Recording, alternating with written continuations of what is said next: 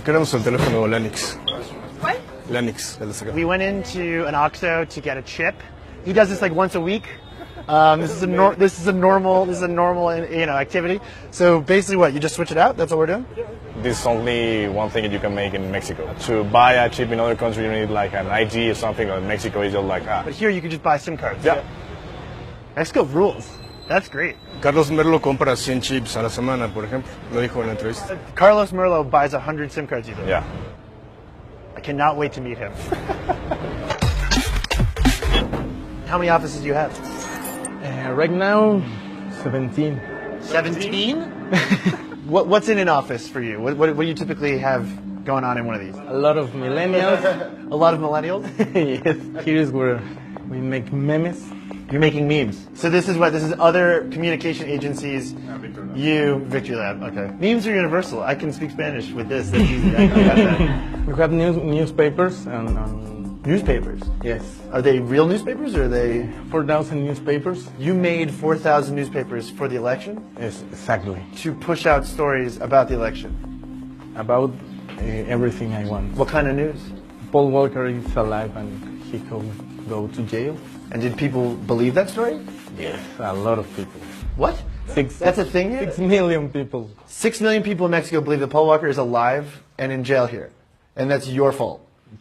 The way to make fake news on Facebook is create a page now, put the fake news, and pay a lot of money. How much money? 1 million Pesos. pesos. The real media will be talking about the fake news. So if you have one site that's too big, people find it.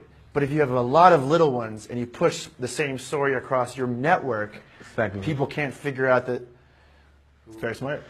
Exactly. And terrifying, but smart. Do your posts on Twitter go viral? Do they trend? Can you prove that you go viral? We can do it right now. Can you? We prepare something for you. Carlos has prepared a hashtag, which means win with Victory Lab, and he's going to make it trend for us. And we should start to see it populate here, shouldn't we? They write all the text here. So this is a spreadsheet Yes. that the bots will read. Exactly. Okay. 2 hours we will be here.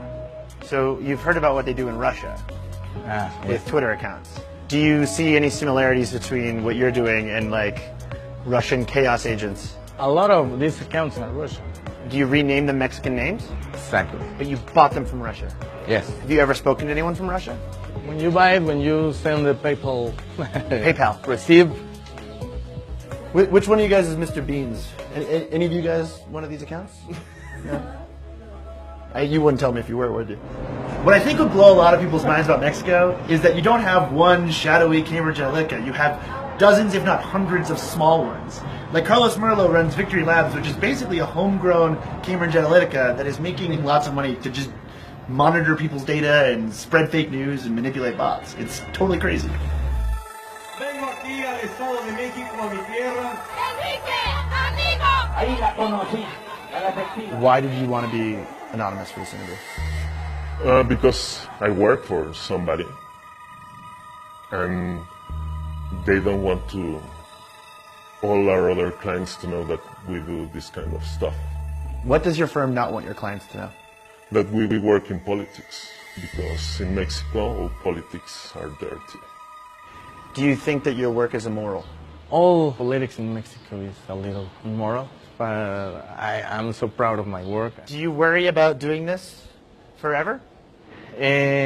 Well, I want to stop doing this for politicians in 6 years. In 6 years? Yes. To the next campaign. Yes. You want to do one more campaign? I will make win the next president and stop. You will basically elect a president and then you'll quit. Yes, yes, yes.